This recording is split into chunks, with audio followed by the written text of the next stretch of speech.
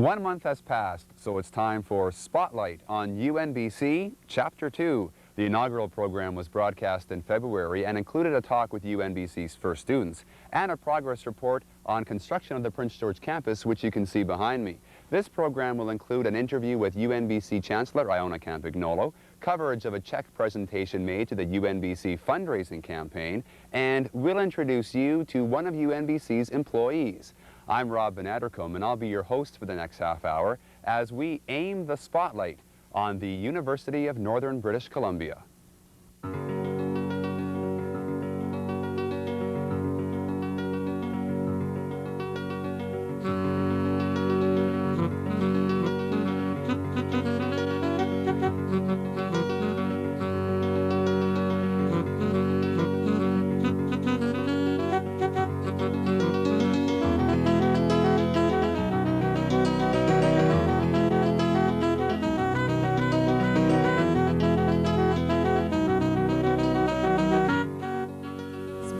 On UNBC with your host, Rob Van Addercombe. The beginning of February saw UNBC and Northwood Pulp and Timber become partners in progress. Northwood contributed $350,000 to the UNBC fundraising campaign during a ceremony at the Coast Inn of the North. Because the provincial government is matching this contribution dollar for dollar, the total contribution is $700,000. Northwood is very pleased that the university is participating in the McGregor Model Forest Program, and we look forward to establishing a true partnership with the university in creating summer jobs and co-op opportunities for students, in providing university-level educational opportunities for our employees, and in establishing scholarship programs at the University of Northern British Columbia. In the immediate future, we look forward to working with the university officials in establishing criteria for the fund allocation and utilization. It is my pleasure to present this check for $350,000 on behalf of Northwood, and I understand that the province is matching this, so the university will realize $700,000. Dale?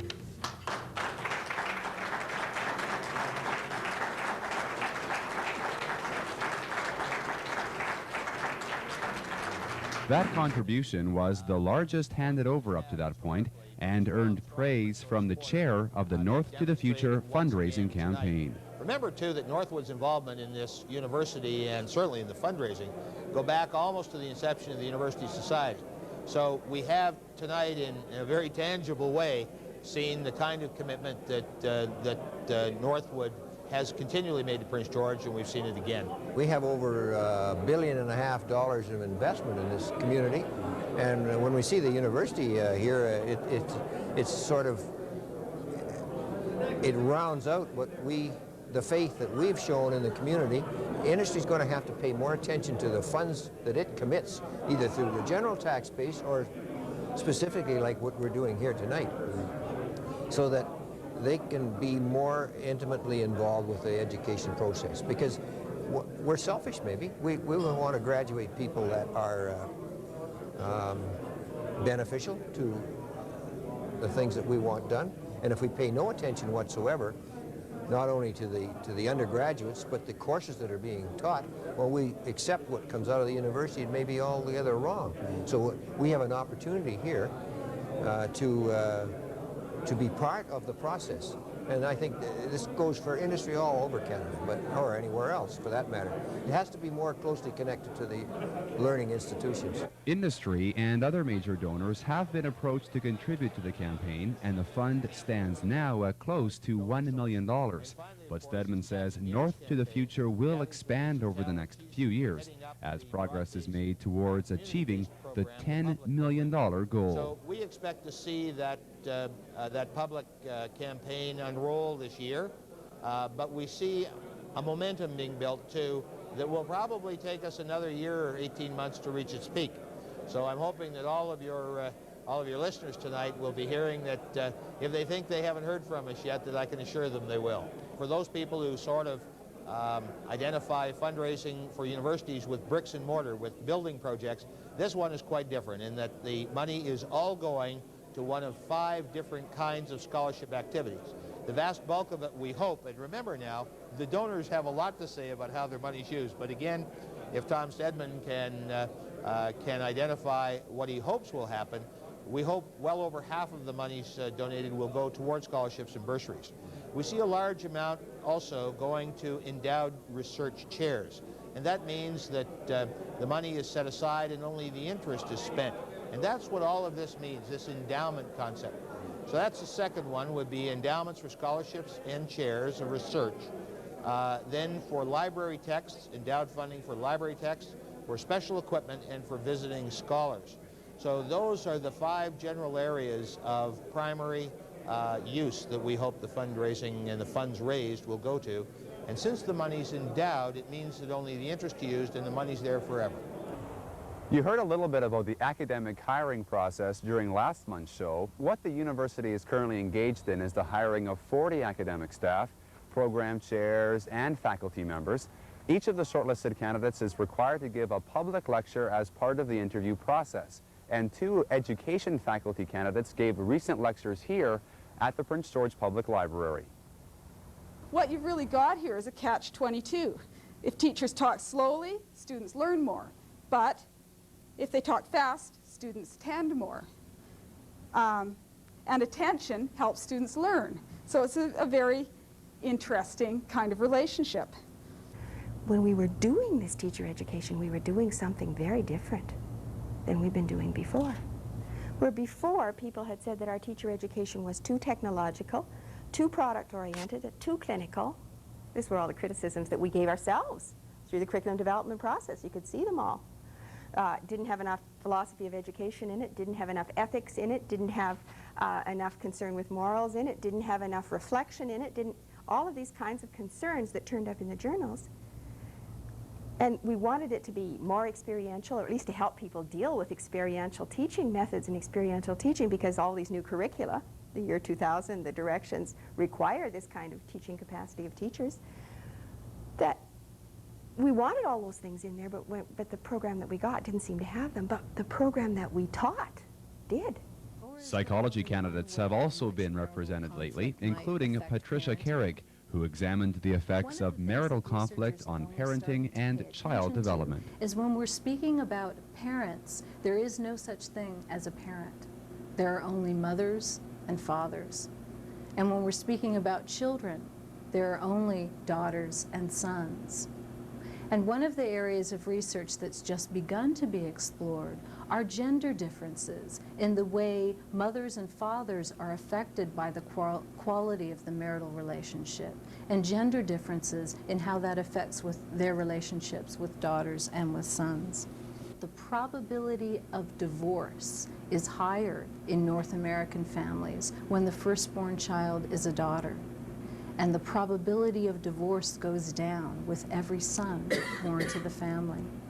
While the public lectures are still underway, hiring has already begun with the appointments of program chairs in education, social work, math and computer science, and a faculty member in women's studies. Leslie Hardy is UNBC's first program chair of nursing and says there has been much interest about UNBC in universities across the country. However, I think it shows that people do want to come here.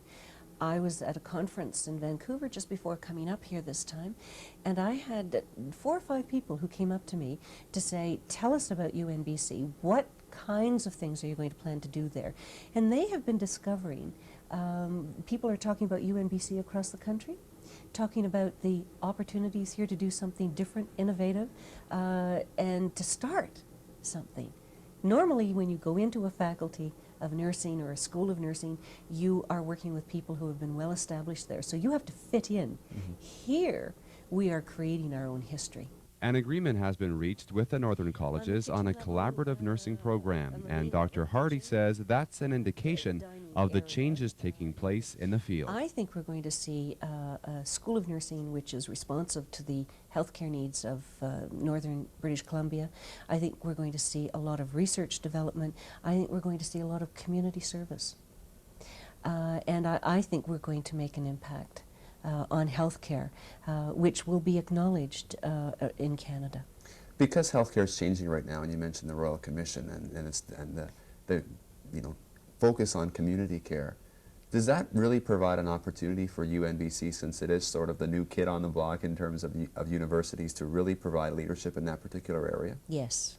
Yes, and I think that when we were talking with an official from the Ministry of Advanced Ed, and she indicated that she thought that we had an opportunity here that the other universities might not have as much of an opportunity. And that's only because we're starting off. So we're starting off with a clean slate, and we can think in very flexible ways about challenges, about problems that we have to tackle. Whereas when you're already set in your ways, it's hard to break out of those. So we're going to have people coming here from other parts of the country who will say, I can throw practically everything I've done before out the window, start new. I may want to take some of it back in, and then I'll work from there. But they just have an incredible opportunity, which does not happen very much these days. I have no problem thinking about coming here, and I have been offered positions in Toronto. I was offered a position at Queen's University, and I looked at them and I said that, you know, there were various things that were quite appealing about those two cities, but there was something about coming to UNBC and to Prince George which overrode everything that I thought about the other two places. And so what's important is that this is an area which has not had a lot of research done. People who are very keen to work with the university, the First Nations people, for instance, the community colleges. I think that we have, as I keep saying, an unparalleled opportunity to set direction, to make a difference. Spotlight on UNBC will be right back. And I hear this from people. Northland Chrysler Jeep, home of the #1 selling minivan in North America, is also your Eagle and Dodge truck dealer. Located at 3rd and Vancouver in Prince George, Northland has been in business since 1984. Northland Chrysler Jeep is a proud sponsor of Spotlight on UNBC, a program designed to let you know what's happening at your university. Northland Chrysler Jeep, your Eagle and Dodge truck dealer, is where people make the difference.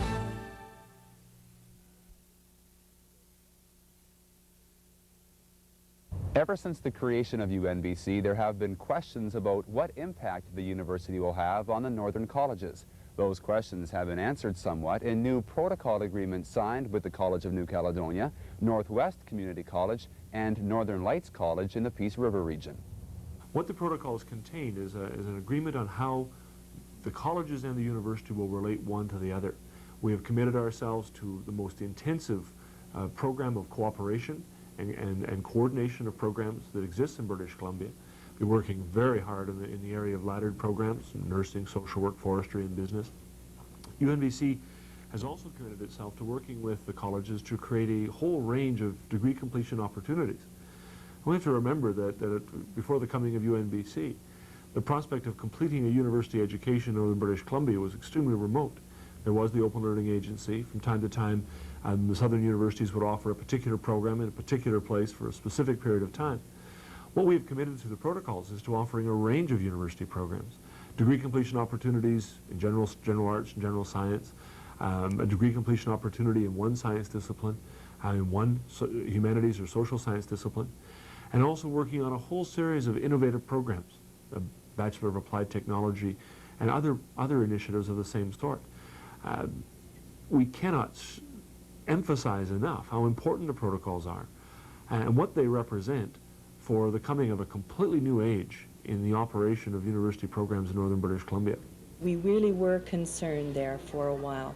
We shared the concern of the taxpayer that duplication of service would not be good for the North. But what we have worked out with UNBC is an agreement whereby we will continue to provide the first and second year programming, and they will enhance that programming by offering the third and fourth year and graduate level work as well. One important element of the protocols is that it says by April of 1993 we will have drafted a regional academic plans that will go beyond the administrative interface that has been established through the protocol arrangements. And those regional academic plans will spell out in very specific detail what new courses UNBC will be offering in each of the regions in northern British Columbia, what our distance education program will look like, what degree completion opportunities we will have. If you were a student sitting in Fort St. John or a student sitting in Terrace, it probably wouldn't mean very much to you to know that UNBC and Northwest Community College or UNBC and Northern Lights have struck an agreement to coordinate and integrate and to discuss and to liaise and to consult. Students want to know what courses they can take and what degree completion opportunities they can expect in their own community and throughout northern British Columbia. That is not an answer that's provided by the protocols. The protocols establish a process that will lead us by April to those answers in what will be a mutually supported and a mutually beneficial arrangement between the colleges and the universities to offer degree completion opportunities throughout northern British Columbia. I would see in a year from now a document that would clearly outline to a student, to a potential student, the sort of the path through to accomplish that end objective of a degree, or at the end of the diploma, exit for employment. But to see that whole thing articulated and clearly outlined. As far as I'm concerned, it's the only thing that makes any sense. I mean, we have to work together, we have to cooperate. Yes, we can have our own, and we should have our own mandates, because then we can concentrate on the things that we do best. But it would be foolish to try to duplicate things. I think if you put this together as a package and you say, what do the protocols mean for northern British Columbia? We actually miss an important point. These protocols mean something very significant for all of British Columbia, because they send a message about the way in which the post-secondary education system could and should work together. It doesn't mean integration and that the identities of the two institutions disappear. Not at all. The two institutions, community colleges and the University of Northern British Columbia, will maintain a separate presence and a separate identity.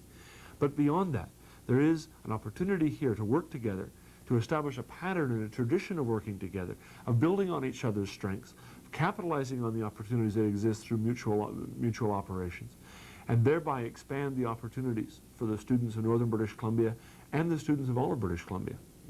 The past month has seen a number of developments. Assistant Registrar for Registrar Services Martin Cocking and University Liaison Officer Nicole Lioche spent several weeks visiting with community college and school district officials from communities west of Prince George along Highway 16. The purpose of their meetings was this discussion document. The 14-page report deals with proposed admissions policy, the grading system, degree requirements, and the programs under consideration. In March, consultation will begin with schools in the Peace River District, Greater Prince George, the Robson Valley, and the Caribou-Chilcotin. The input from those meetings will lead to the publication of UNBC's first calendar due out this June. The guide to UNBC has been shipped to more than 1,000 people in its first few weeks of publication, everywhere from Prince Rupert to New Brunswick. Requests for the guide can still be made by calling 565-5666 and then leaving your name and address. The first day that phone line was in operation, more than 30 calls were received from people eager to receive the guide to UNBC. The university's Interim Governing Council met in Kitimat at the beginning of February. By the conclusion of the weekend meeting, the IGC had endorsed the working designs for the townhouses, daycare center, and apartment buildings. In addition, proposed UNBC language and culture courses in First Nation studies were approved, and a report on the hiring process was presented. Still with the Northwest, the Terrace University Access Council is working with UNBC on a project to determine the viability of university-level courses and related activities in the Terrace area. The study is being done by a Vancouver firm in conjunction with the research office at UNBC. And next, we've all heard the expression that clothes make the man, but now we're going to meet the man who makes the clothes for UNBC.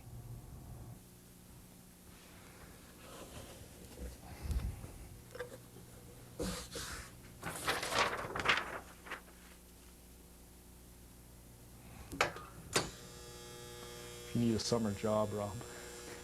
Oh, yeah. 5, 4, 3, oh.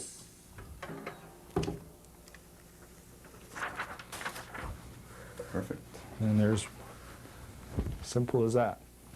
Now you're working here in the basement of a home, and there's boxes all over the place with shirts in, and how are things going in terms of the product line, in terms of sales for the UNBC shirts and the shorts and other things that are out this spring? Well, the UNBC has been, to date, our largest contract that we've had. It's just been tremendous. It's surpassed our greatest expectations, because this had never been done before in Western Canada, that a university garment had been offered to the public on a retail level. So in that sense, it is very new, and when we inquired to University of Victoria, University of Alberta, they said they didn't do it, and they didn't know why, because they said it sounded like a great idea. So it's been really going very well. Well, how have the sales been in places like Terrace and in places like Quesnel and Williams Lake and communities right throughout northern British Columbia where the shirts are being sold? There's virtually no community where the product hasn't been well received. Since it was a new thing with the retailers, a lot of them tested the product with just buying a few of everything. And it is a policy with our company, no matter what line we carry, we don't have minimum orders, because we don't want the retailers to be left with a bunch of stuff either. So they tried it out, and the response has been tremendous. Chetwynd bought a small box the first time, and this here is their present order right now. So once that's folded up properly, it'll come to almost 3 boxes, and there's still about another stack like this to get put on top of this. So when we first had the product available, it was we were working about 14 hours a day. And we're doing that again now that we're promoting the spring line, and as well as the other items we carry to our other commitments. But we can put out an amazing amount in a day. And a lot of it depends on how our suppliers can supply us, because this came as a complete surprise to them as well. English Bay in Vancouver, which carries our high-end items, we've very quickly become their largest customer. And they can't, for many items they go so well they can't keep up with them. Here we go. Kids line. Yeah, this is one of the things we're carrying for the kids. We've got roll-ups for kids, just as we did for adults. And we've got them with the matching shorts. We'll also be selling the shorts separately, or the roll-ups separately. We are also carrying just a whole bunch of different colored shirts with the kids' design on it. And we're also putting on the adult design as well. Okay, and track pants are new? Track pants are new, and these are for children, all the way up to extra large for adults. Okay, shorts. Pretty self-explanatory? Yeah, except we've got 2 types. We've got the cotton ones, and we've also carrying the fleece shorts. Okay. Now, sweatshirt, which is a carryover from the fall. Yep, that's been a good seller, a lot of demand for it. Here's the fleece short. Yeah. No, this is another cotton shirt. Oh, good thing I'm not in this business. Different design. Golf shirts. Yeah, we've got the golf shirts again. Now, next we have t-shirt. Yeah, we'll be carrying those again, as well as the roll-ups. Okay, another big t-shirt. Now we have the fleece shorts. Yes, these are the fleece shorts, and we're carrying them with the ribbon design and also with the standard logo. Okay, and this, I think, will be one of the hotter sellers, I think. What do you think? The baseball shirt. Yeah, this is a 100% cotton baseball shirt that is being produced for us in Vancouver by English Bay. And they've been really, really popular so far. And now one of probably going to be the hottest colors of the spring is this purple one. Well, it all depends who you talk to. That's true. But this is one that it's one of those surprises when you put the design together. It's for the children's line. We've added purple, and design really came out nicely on that. So more sales coming up?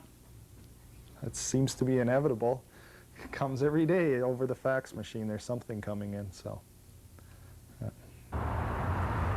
There are a lot of firsts associated with this university. The first employees began a couple of years ago, the first classes began in September, and the first convocation ceremony was held here at the Prince George Coliseum. That ceremony officially installed the first Chancellor, Iona Campagnolo. People who understand what it is to be denied by logistics or gender or race or perhaps even poverty of opportunity and money, understand what it means to have access available.